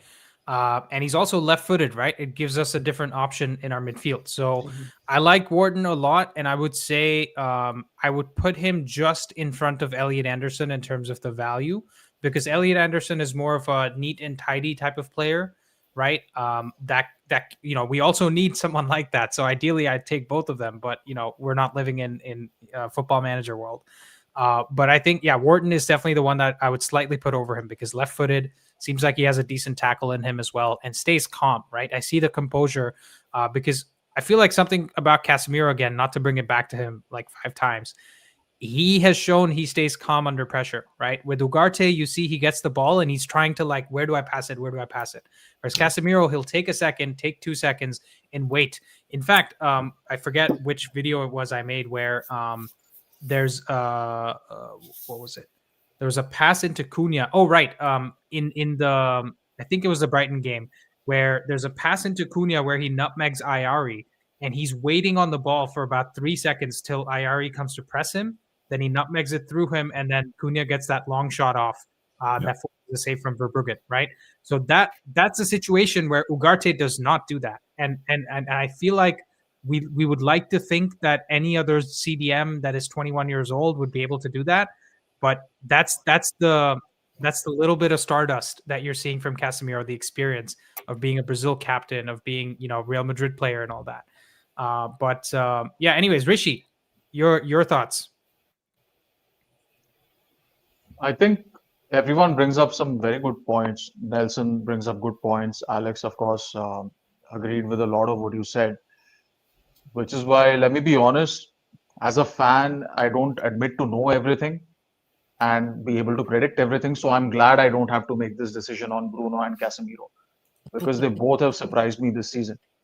I'll be honest with you. I was one of those people who would have said, take the 100 million, not because I didn't believe in Bruno anymore, but because I felt the club needed to be more decisive. Right? They left it in Bruno's hands. I don't want that to happen. I know today we agree that Bruno's done enough for the club to warrant the ability to decide what he wants to do with his United career. But facts are facts. We don't want this to be player FC anymore. We want a smart board, a knowledgeable board, an efficient board that makes these decisions. So whether they decided that they wanted Bruno or not, they should have been the ones to make the call and not left it upon Bruno that it's okay if you want to go, it's okay if you want to stay. Right? That's where I was at. So having seen how well Bruno was adjusted, admittedly, it took him a minute to get adjusted to the midfield role. He's done it beautifully. Do I know if his legs are going to hold up next season? I don't, because he's not done this kind of a role before, right? And he is going to be 32 at the beginning of next season. So whether, like James said, that give him a 2-year or a 3-year extension from next season, take him to 2029 where he would be 35. I have no doubt that if he plays 35 games a season or 40 games a season and then comes off the bench for a few of them, he'll be able to do a great job for United. The thing about Casemiro and Bruno is that not only do they bring the talent, but they also bring the experience. If Casemiro goes, which I hear the club is more inclined to let him go at the end of the season, they don't want to extend it because famously he's one of the players that Ratcliffe has tried to get rid of even before he owned the club. Like that is the example he cited, that this is the bad deal that we don't want to do. Now, if he goes and gives him a 350,000 extension, he's going to look like a fool. Now, whether Casemiro agrees to halve his wage and then push that deal to 2 years, I think Casemiro loves playing for Brazil. 2026 is the World Cup. He might want to make the 2027 Copa his swan song. So maybe that's the temptation to stay the extra year. And we tell him, if you want to stay the extra year, then halve your wages, come down to 175 or 200K. In which case they might want to keep him. Should they keep him? Yes. Now, to answer the original question of the show, whether Bruno should be kept, say they do let go of Casemiro. We can't have two new midfielders come in and start in the middle of the park, because I don't believe Ugarte and Menu have that in them. They can't be our starters. And I think everyone has woken up to the fact that Menu does not have that hustle and intensity. Whether it's a problem in the manufacturing of the engine or whether it's a matter of tuning it in training, I don't know. Yeah, but Rishi, the So, the other thing as yeah. well is that I want to bring up with the Menu conversation. The reason why people have backed away from talking about Menu week in, week out is because the standards have gone up in our midfield, right? The problem, I think, to give credit to people that wanted to see Menu, they were so worried about what was happening that they were like, surely this guy can't be any worse. Whereas now, Andy, we you're are seeing the winning. levels that We are winning now. exactly. Now you're seeing Yeah. the Casemiro and Bruno put in these performances. And by the way, just a minute to talk about, Bruno has learned a new position at the age of 31 in 9 games. Okay? 9 games it's taken him to learn a new position and become like really good at it. Like he's doing a lot of the simple passes. He's cut out a lot of the defensive mistakes. He's not taking a touch at the edge of his own box just to pass it to Euro and then, lead to another goal. He's just clearing it when he needs to, and he's having more of that defensive work. So the standards have been raised, and this is what Amram was seeing from Bruno in training, right? Even before he was showing it to us on the pitch. And that's what he's talking to Menu about, that you need to step it up. Otherwise, if you really want to go somewhere else, we'll let you go, right? We'll bring in Thwaites, we'll bring in Kone from the U team. And, there's no divine right that any player has to play for us. Even Phil Neville played for us because he was good enough to get into the team, right? And you want to bring up any other players that played under Sir Alex, they were good enough, and that's why they got it. Nobody just got it handed to them. Yeah, And to- absolutely. Sorry, Go. go for it, Nelson. Go for it. No. I think Bruno, you do make a valid point about Bruno and being able to adapt to a defensive midfield role where it's 2 of them. They're screening the entire midfield, just 2 players instead of 3. The only thing that I have is I agree on the type of players we're going for. All of the list that Alex provided, almost all of them except I think Amadou Onana are all under 25, which means they are fairly young players. But I also want to add one name, by the way, that I didn't see from Alex, which is Lamine Camara at Monaco. I made a video on him. Guys, go watch his highlights because he's very exciting. He reminds me a lot of like N'Golo Kante, that mold of player. He needs to improve on his passing. He's not one of the best passers in the world, but I think we can get him for 50 million. And trust me, and you guys can take this in writing, whatever you want. We will see him in the Premier League in the next 2 or 3 years, and we will end up regretting not signing him. But sorry, Nelson, go ahead. Brighton will spend the 50 million for Lamine Camara because they've shown that they're willing to spend big. They'll spend 50 on him and sell him for 110 a couple of years down the line. I've watched a bunch of Lamine Camara. I think he's good. I do. I think he's not as good as Baleba for me. I think Baleba is genuinely the next thing. He's been poor this season. He has come from injury, so we will see. Now, you guys have talked about one thing. Bruno and Casemiro have been good now. I want to wait till December and January when there's a bunch of games, and I want to see how they can handle that. Because once fatigue kicks in, they've all been benched primarily around the 70th minute mark. I want to see how we're going to play when we have 2 to 3 games a week and see how well these guys play. Because once fatigue kicks in, that will indicate whether or not these guys need to go. Because if they Nelson, can't you make a pass, fair point. Nelson, you make a very fair point. My question is, if they are going to be benched in the 70th minute, would you rather say Menu and Ugarte come on, or would you rather say two better players come on? And even if those two players start and these Bruno and Casemiro come in on the 70th minute, aren't they doing a better job than Menu and Ugarte? That's all we are saying. Yeah, that's We're not that's the saying point. that. It's Yeah, about the yeah. depth. Really Once good we have point. more midfielders, how does the team change so that Casemiro is not being asked to play 2 games a week, but rather half a game a week? Kobe's stats, if you actually look at Kobe's underlying final third stats, they're not bad, by the way. They're very close to Bruno's in terms of if you're weighted average. They are actually quite close to Bruno. The thing about and the thing that I see is Kobe should be treated like a young player, which he is right now, and that's what people are upset about. He is a young player. I spoke with Saeed about this, and I said we should have sent him on loan to another team, let him develop, come back, and then see if he's good enough. I think in January, it's because we only have few defensive midfielders. Sekou Kone, guys. We only have 4 Yeah, midfielders. we have That's 4. it. Yeah, Yep. And for 2 and that's the only positions. reason we're keeping him. He should have. Yeah. I'm actually shocked that we who was the younger player that we sent out on loan that played last season? Toby Collier. Oh, Toby yeah. Collier. It's crazy that we left. He's Toby- been doing well, Toby by the Collier.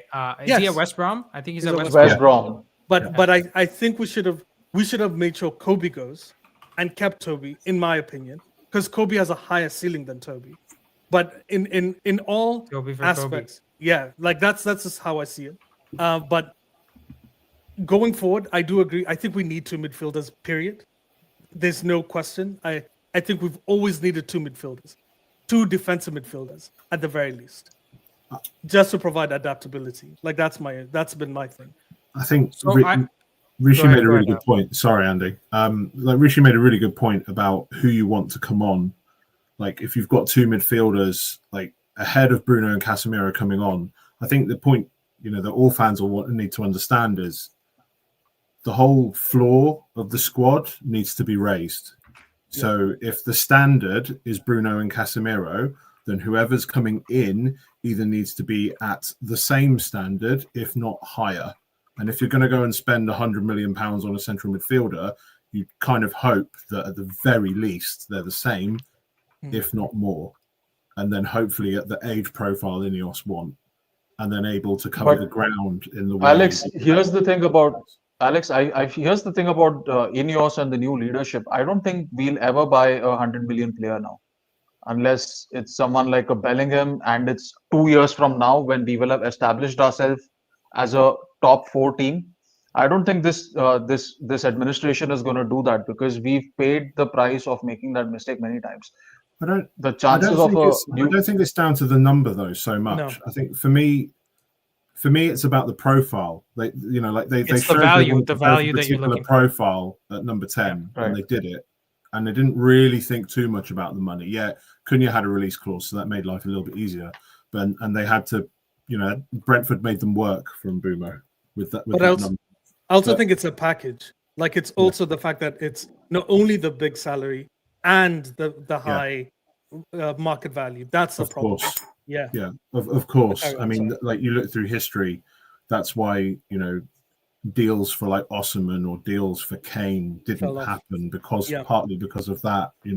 So yeah, if let's just say for example it is Baleba, at whatever price it is, if the wage is less than Casemiro, then that's going to become part of the conversation. So yeah. I mean, my view is that they need to look across the board a little bit, and that's why I go back to what Liverpool did the summer before last with those 3 signings in central midfield.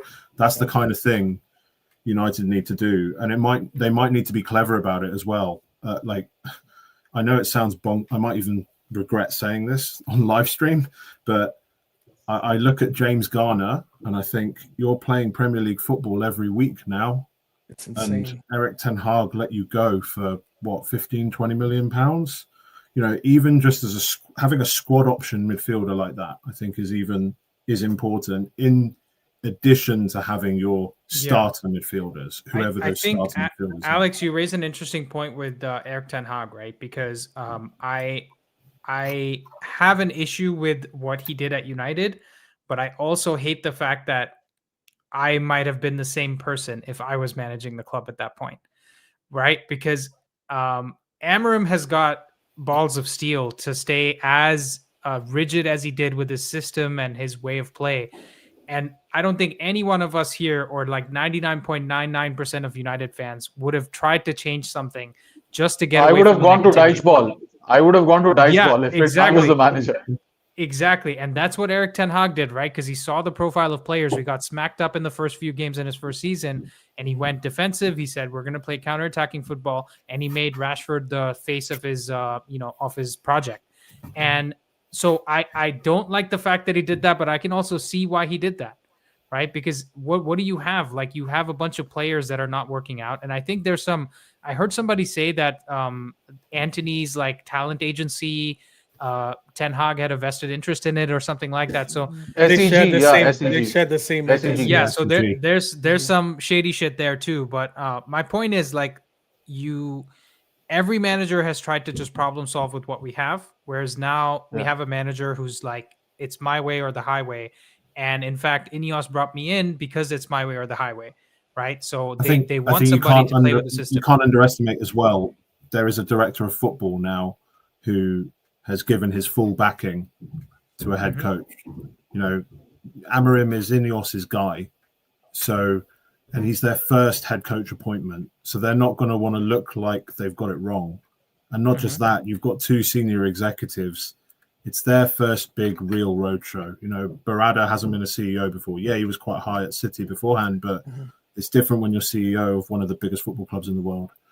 And then you're talking about the director of football for one of the biggest football clubs in the world. Yes, you know, Wilcox did it at Southampton, or, you know, did quite a lot at Man City as well. But this is different. It's a different level. And, you know, for them, you know, it's very much on them. And I know I know we're not JJ Bull fans here, but Laurie Whitwell on The Athletic has said quite a lot about... No, we're okay with we're okay with aspects of The Athletic. The problem I have is with the editor at the top, because they're not owned by the New York Times, right? And it's all about clickbait.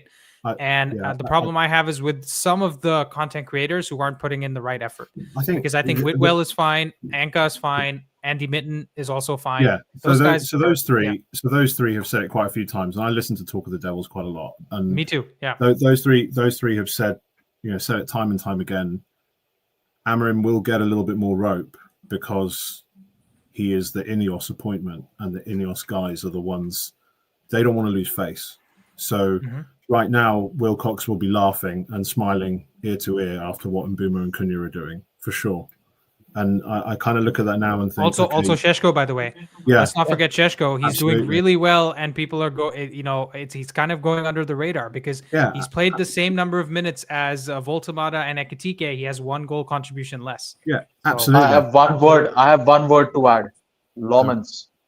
Yeah. And who the hell would have predicted a 20 million pound goalie would change our fortunes? And the hierarchy deserve the credit. They've nailed that window. I think we can all agree they've nailed that window now. The challenge now is, I look at that midfield market as a fan and say that is one of the hardest ones. That's going to be much harder than number 10. So if they can solve that, then all of a sudden you can have a conversation about Project 150. Yes, the squad needs to be bigger if they're playing European football. Yes, you look at the flaws in the squad, like what happens beyond the first 11, what happens in AFCON, those kind of things. And I'm sure you're going to have loads of streams about it to talk about it. But like, this is quite a big thing. If they can get that central midfield recruitment right, you're talking about, you've got a spine of a team all of a sudden, like one that can actually consistently compete at top 4, top 6. Yeah. And I'll say this, Alex, just quickly before we bring Raphael into the show. We're a very top-heavy team right now, right? In the sense that Mbeumo, Cunha, Bruno, I put Ahmad into that conversation, right? These are like our top 4 or 5 players are the type of players that you would want to go into battle with. But the problem is the rest of the squad and where it is. Like I'd even say, De Ligt and Yoro are good enough, right? Let's give them their credit. But the rest of the squad, like I have question marks over Shaw because injury history. He's already 30 years old. Question marks over Martinez, same reason. Injury history. He's also approaching like older and older. Maguire, obviously, right? So we don't have that depth. And then we have Aiden Heaven on the other side, who's like super young and coming in. So there's a lot of problems throughout the squad. But if we can start nailing that midfield role and we have, let's say an Mbumo or Cunha type player to play instead of Casemiro next season, all of a sudden we're like getting excited, right? We're getting giddy because we could finish in the top 4 or 6 this season and then buy one of the best midfielders in the world to play instead of Casemiro. And then, sky's the limit, so to speak. But Raphael, can you hear us now? Yes, I can. Okay, wonderful. Go on. Finally. Yeah, give us your thoughts. We're talking about Bruno. We're talking about the midfield. What do you want to say? Yeah. That's what I wanted to talk about. I thought it was a great discussion around Bruno and the midfield.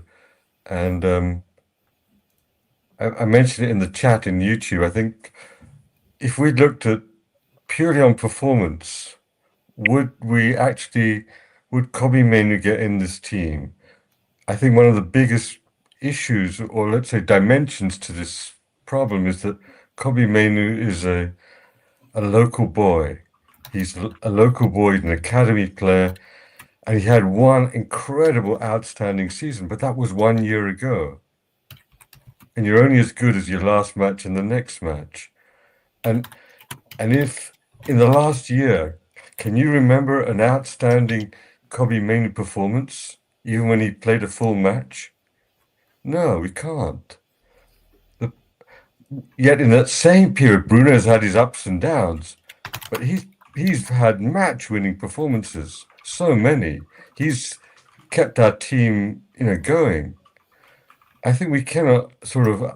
He gets such sorry, a bad Raphael. rap. I think Alex has to jump. Alex, thank you so much for the contribution to the chat. I really appreciate it. Please join the Discord as well. Yeah, will do. There's a lot of people talking there, and please call in again because I'd love to hear from you.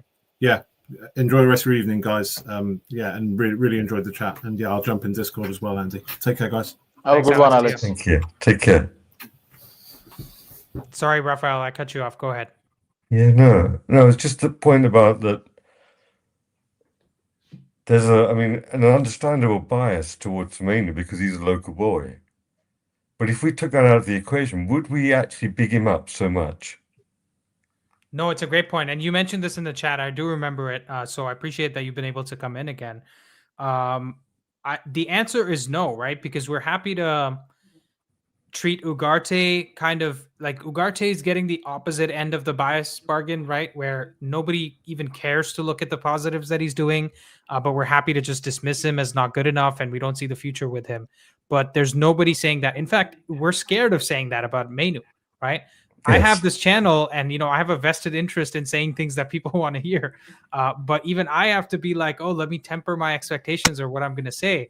And then I say I don't care about that because I've gone against like half of the football YouTube already, so I don't really care about that. My point is on Mainoo, you're spot on because is it because he's shown us something on the pitch that we're supporting him, or is it just because he's Manc born and bred? Is it because he's coming through the academy system, right? And I don't see much of that yet. And there's nothing wrong, in my opinion, to put more pressure on him to become better because if he is Manc born and bred, he should know what it takes to get into this team and what it takes to get us back to the top. Guys, can I give a spicy take? Oh no. That's just come back on that one. Put Amarim in the midfield. Yeah. No. Might as well. If we Pep Guardiola said he's got 22 amazing players usually. He said he can't afford to give young players more, a run of games.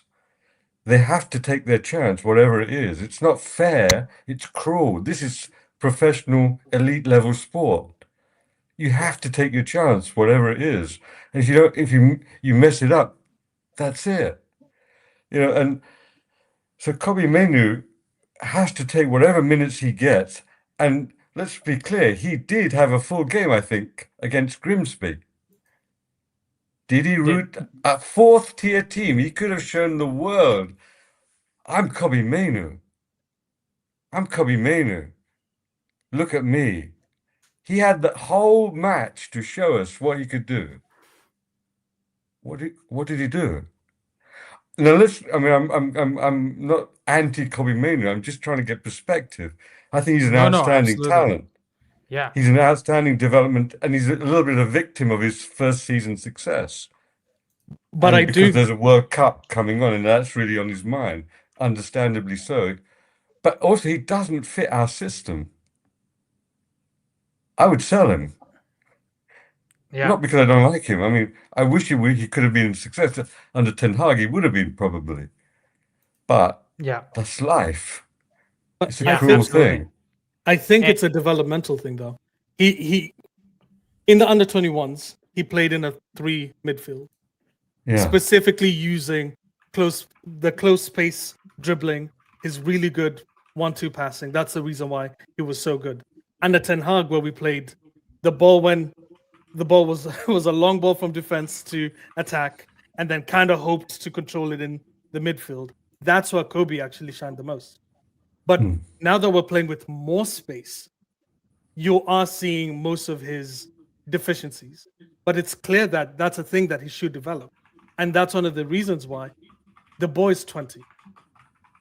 I think we've got, Raphael, I don't want to assume anything, but we're older chaps here. So when it comes to, it's only recently that 20-year-olds are assumed to be really good. Normally, midfielders get better when they're 25, 27. And it's only Barcelona that have a young midfield that you go, wow, I remember Camavinga. I wanted Camavinga to come to Manchester United. And Camavinga was not good at Real Madrid when he first joined. They benched him a lot. They brought him in slowly to understand how the better midfield of Casemiro and Modric and all of them. Cruz, yeah. Cruz as well. He had to develop behind the scenes, quietly, show him 40 minutes. That's a thing that I think Amram is trying to do, to explain to him, hey, by the way, when you play, I want you to play like these guys. And it's really, it's bad because he did play so well for one season. And we all view him at that level when he really is a 20-year-old who's changed systems and has to learn the new system. Nelson, I'll add to your point, and I'll bring this thing up, which is basically we get gassed by young players because we see some potential in them at that age. So we see X at 18, and we imagine X plus Yes. Y, like a linear, curve, linear or even exponential growth, right? So Yeah. every season we're expecting, if he can do this now, imagine what he could do in 1 year, imagine what he could do in 2 years. And that's exactly what Paul Scholes said, right? Paul Scholes came out and said, I was never as good as him at his age. But the problem is, the thing that people miss is Paul Scholes got better at a linear or exponential rate every year after that age, which is what Kobe needs to focus on. And the issue that I have with Kobe is not with Kobe, it's with the people around him, because it doesn't seem like he's getting good advice. It seems like the same people that gassed up Marcus Rashford in his personal life are now gassing up Kobe Mainu in his personal life. And it's starting to get to his head. I hope it's not true, but if we see Kobe wanting a permanent move in January or wanting a permanent move in the summer, then that tells me that his mind is elsewhere. If he's asking for a loan to get game time, I wouldn't hold it against him. But the problem is we don't have the players. I thought they said they wanted, Kobe requested for a loan, and we rejected it. At least those are some of the reports that came out. I'm saying now, like moving forward. Okay. Like in the summer, you mean?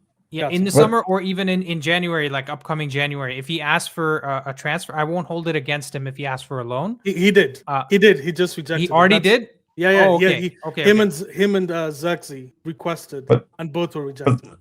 But the thing is, I think it's so tied into this great history in our club around youth, and it's very hard. But as many people have said, professionals and everything, and Amram as well, I think you can't just do it as a token. Kobe Mainu can't be playing as a token for the youth. The youth have got to earn their place, and he's got to win his place back. I don't know what's going on for him as you said, maybe he's got bad people around him, but maybe this huge desire to be in the World Cup, maybe he already thinks he's He's made it not because going he to got start. to. He's not going to play for England Yeah. because the midfield options ahead of him are just, immense. So he just wants to go to the World Cup? Like, that makes no sense. No, Andy, this doesn't make sense. It's not about logic. It's about psychology. It's about Yeah. people get an idea of themselves, and it's very then hard to lose it. It's irrational. Yeah. It's not logic. Andy, to be fair, We on the Andy, to be outside, fair, we on the you outside want you want can Menu get you it. want Menu to think that he's good enough to Yes. start for England. That's the mentality you want in a player. So I don't begrudge him wanting to make the squad. In fact, I'm very happy that he has the hunger and desire. But he has to be realistic. Like I don't think he No, starts in any Rishi, of the top six teams. my point isn't the desire piece. That my point is that you're talking about getting into a team that is harder to get into than Man United. Why don't you try to get into the Man United team first? Right? Because Fair we point. don't have the Yeah. midfield depth that England have. He's not competing against Wharton, Anderson, Declan Rice, Jude Bellingham, Cole Palmer, Phil Foden. Like, these are names that he could never get in front of. But you But he have did, to though. compete with. But Let's be I- honest, I he think did that though. he can't. No, but I think at that that time they probably didn't have Wharton, they didn't have Anderson. Yeah, right? but they're When they're he playing played. different. They're playing different. That's why I actually rate Kobe. I guess I'm Kobe FC here. But I think when I look at Kobe, I genuinely do see elements in his game that we need past Amarin. If we are ever going to switch to a 4-3-3 or anything like that, Kobe's exactly the player we need. Someone who dribbles in tight spaces. He is, in my opinion, our best press resistant player at currently what we have. But I don't think he's at the level that he thinks he is. I think that Yeah. requires development. And I'm I- with you on the loan. I think it should go on loan. I think it should be gone. Any team, I don't care which team it is. Go learn, struggle there, and then come back. But I do think he's actually up there. I think sending mean- him to one of the relegation candidates this season would be great because Yeah. Premier League minutes is what we need from him. But No. sorry, go ahead, Raphael. No, I mean I agree with you, Nelson. I mean I think he's an amazing talent. I saw that, in this first season. But he is a developmental talent. But he thinks now he's arrived already, and that's the difficulty here. And he can't. I think Amarin wants him to stay. Amarin would love him to develop and adapt. I don't think it's just that he's one player. At 20, he could be something else. Scholes was playing at number 10, and then he became a midfield player. Giggs later, because he had to, from a winger, adapted to a midfield player. We don't need to say he's a 6, he's an 8, he's a 10. He's just got to adapt to the playing with the manager that he's playing for. Yeah. And that might take time. And if he's willing, he can do it. I believe he can do it. I believe he could be, but I don't think he's willing. That's the problem. Why I'm saying to sell him, because I would say keep him and make him go on, but in maybe, and you say, look, the one position that Amram said he can play is Bruno's position. And I don't think Amram is playing Bruno because of favoritism. Amram would get rid of Rashford. Amram would get rid of any star boy or any star player if he got rid of people at Sporting. If he didn't believe that Bruno was better than Mainu at this moment, Bruno would be out. Yeah. He must believe that. And so then Mainu must know, I'm not better than Bruno. It's not just about I'm not getting my chance. It's maybe deep somewhere in his psychology, he thinks, I know I'm not better than him, so I'm never going to go there. Yeah. And I'm not willing to wait another year. Something like that. It's much more. Yeah. It's much more about psychology than. Raphael, I want to get back to Rishi's hot take because I think we never heard it. All right. Okay. And then I also want to end the stream if possible. So after Rishi gives his hot take, you guys tell me if there's any money that you would sell Bruno for, because that was kind of the main topic we were discussing today. So Rishi, go ahead. So my hot take is that what the things that Menu is good at, which is with the ball in the opponent's half, driving the ball from the center of the pitch to the box. I think McTominay is much better at that than Menu is. And if we were going to keep one of those two, I would have had McTominay rather than Menu. Because Nelson's looking for God right now. He's searching. Yeah. For God. No, hold on. There's a spicier take than what I gave, which Nelson came up with just 2 minutes back. In case you guys forgot, he just said something 2 minutes back. He said, "I want to keep Menu in case we go beyond Amorim, and if we go to a 4-3-3." This man is Amorim out. So I don't want any sticks and stones coming my way. I want the brickbats coming to him. First, clarify what you said there. No, he thought he was going to slide it by and escape from there, right? Like just throw like a Molotov cocktail and run away. We've been talking about the director of football, and one of the things I noticed he's been doing, majority of the players he's been looking at are 4-3-3 players. Every single one. The 2 10s he brought in. Cunha's the only one who has... Nelson. I'm sorry. I rarely interrupt somebody when they're speaking. Okay. But we've spoken at depth at how Amorim's system is almost every single system there is, because it's 4-3-3 sometimes, it's 4-2-3-1 sometimes. It's 5-2-3, it's 5-3-2, and we need players who are versatile. It's not a vertical 4-3-3. I'm saying we need. So okay, hold on. We have Cunha and we have Mbumo on both sides, right? Yeah. And we have Dallo and we have Ahmad on both sides as well. Both 2 sets of players are sometimes playing as the winger, sometimes playing as the inside forward, right? Correct. You'd agree with that? The wing backs are sometimes doing the wing role, or they're sometimes stepping into midfield, and the midfielders are sometimes stepping forward. So here's the issue. The reason why we're going for those players is because it's a versatile system. I don't like stopping people, but here's the problem. Yeah, the 2 midfielders we have are leading in longest passes in the Premier League right now. I believe Bruno's at 8.2 passes, like long, and I think Casemiro's at 5.2. Like these are really high numbers. If you look at Wharton, he's at the 3s, like very low, meaning his passing his long range is really good. His accuracy is what's impressive, but actually most of his passes are short passes. The reason I'm saying 4-3-3 as a beautiful, that's just the formation I know. What I mean is close interplays, meaning quick passes, short, you're not passing long. And I think this is a rather interesting reason why Kobe is an important part of moving into short passing plays as opposed to just long passing. I want to see how the season goes. I'm so happy Amorim is doing well. I don't want him to Nelson. But Nelson. Yeah. Nelson. Yeah. You and Kobe are going to have to wait 3 years, according to 100%. But technically, his 3rd year is next year, is it not? His last is next year. No, that's not what he said. He said 3 years. No, Jim Ratcliffe said he's going to be here for 3 years. He's already been here the first year, last season. Right. He has 2 more seasons, this year, next season. Okay, So the you're going to person wait I 2 have, years then. I'm going to wait 2 years. No, but I'm You're not gonna wait 2 against. I'm not against Amorim. I think even Kobe's not waiting that long. I think he's gone before that. He's going to be gone. I think if we don't, Guys, I think Nelson is Kobe's agent, guys. That's what's I am happening 100%. But it's when I look at him, I just look at the future of every single top team. Doesn't play long passes. Every single one uses short interplay passes. Every top team. So if we're going to evolve to that, which I think is what Amorim is going to do eventually, he will need players like Kobe. But the problem with Kobe, I agree with all of you. The problem with Kobe is the lack of adapting to this system.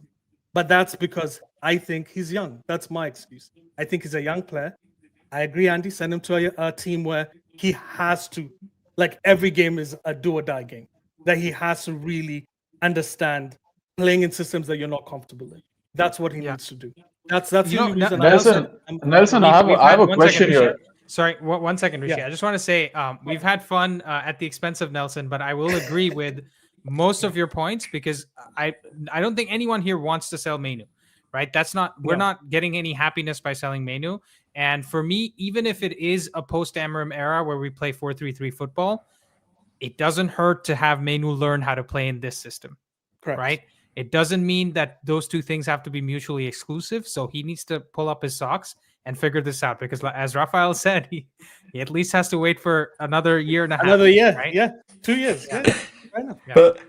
But one So, thing is Nelson, that, there's Go on, another sorry. thing that, going back to Bruno and relating it to Bruno, Kobe and every other player have got to show they're leaders. Like Cunha is showing he's a leader.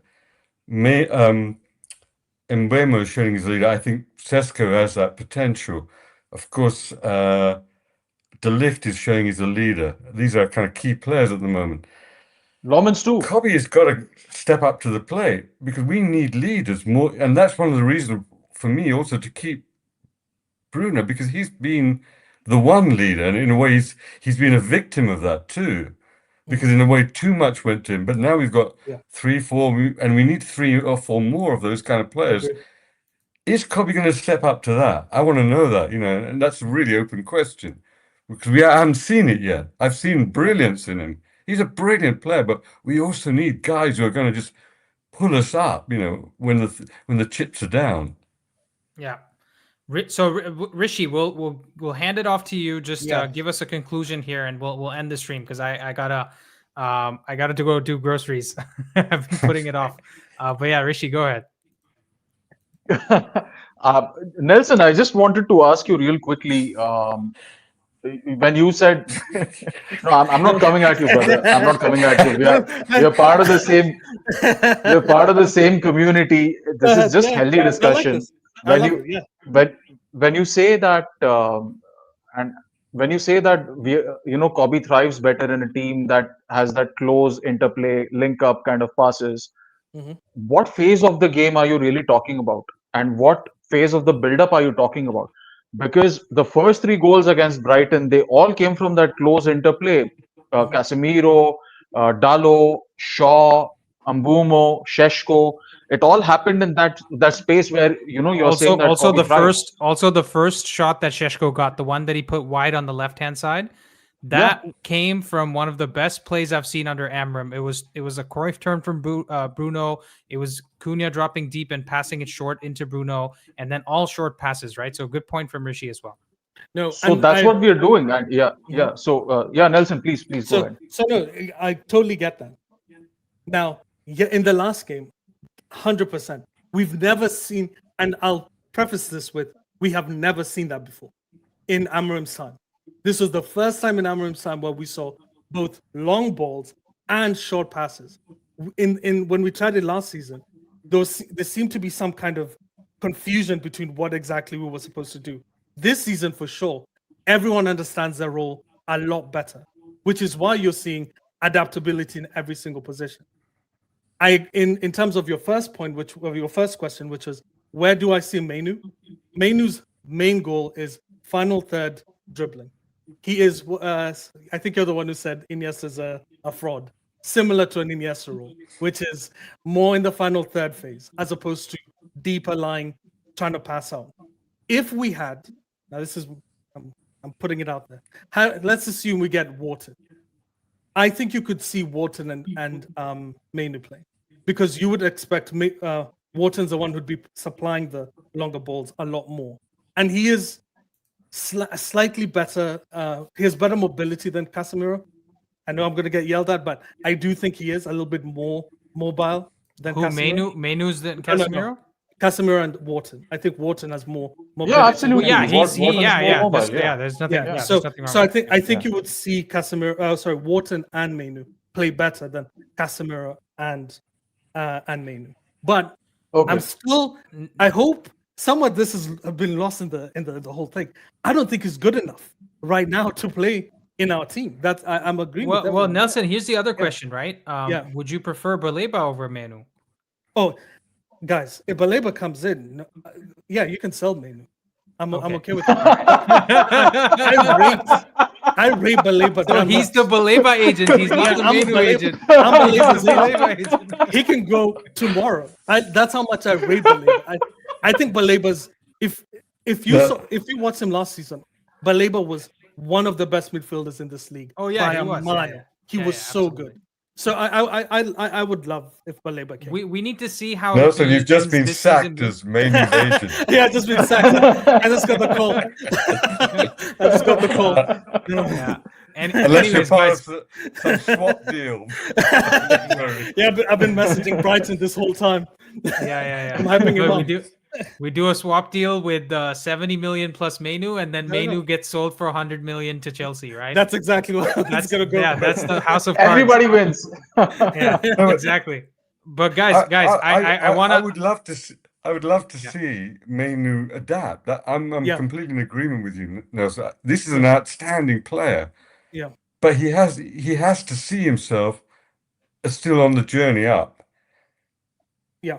And willing to adapt and knuckle down and do the dirty and whatever he has to do to get into that team. And I think so. I'm completely. I wish he would, but I don't see it. I'm not seeing it. That's what I'm saying. I'm not seeing it Yeah. from him. Yeah. Anyways, guys, on that note, I'm not even going to come back to the Bruno conversation because we've heard about it enough, and Nelson's given us enough content for 2 lifetimes. So let's keep it moving, guys. Honestly, great conversation. Even Alex, when he was here earlier, did a great job contributing to the conversation. I was actually just going to have an hour-long call today, guys, but you have made me go 50 minutes over, and not just the people on the screen, but the 59 people that are still watching. So you guys are all legends, honestly. Legends, drop a like legends, for all of yourselves. you. Yeah, absolutely. And Nelson, honestly, thank you for joining in again. And I hope you don't feel like I don't want to take your takes on board, because I want the spicier the better. Yeah, exactly. The spicier the better. And it doesn't matter, because guys, even like Nelson, honestly, being very respectful, very structured with his opinions. And that is something that I can take on board. But even if someone wants to come and say something whack or crazy, I'll listen to you, because you may not be right today, but you could be right tomorrow, right? And that's the narrative that we need around the club. Like, we need to stop saying you're wrong or you're not a top red or idiot nonsense like that. Nelson is seeing something and he's wanting to tell it to us, and maybe he might be proven right. Maybe Mainu goes and wins the Ballon d'Or and his agent clause gets activated or something, right? Anyways, cool. I'll see you guys next time, man. On this Thursday, there's not going to be a live because I'm doing a video with the Muppeteers, and that'll be live on the channel. So excited to bring that to you guys as well. James, by the way, in the Muppeteers gets a lot of information from the club because he's been associated with them for a long time. So it's going to be very interesting to get his take on some of this. How do we fix the midfield? How do we solve these problems? Conversation that we're having. But thank you guys so much, man. Raphael, I know it's super late in Thailand. Rishi, it's late in India as well. And Nelson, I don't know what you're doing, brother, on an afternoon in Canada, but Brother, I'm going back to work. All right. All right. See you guys. Bye. All right, bye. All right, you guys smashed it, man. Glory, glory, Man United. Joao says, buy your cat a treat. She gets enough, guys, okay? You see that lazy ass cat over there? She gets enough. She's pampered enough, okay? Anyways, Poppy PK, great stream, man. Thank you guys so much, and I'll see you guys next time. Peace.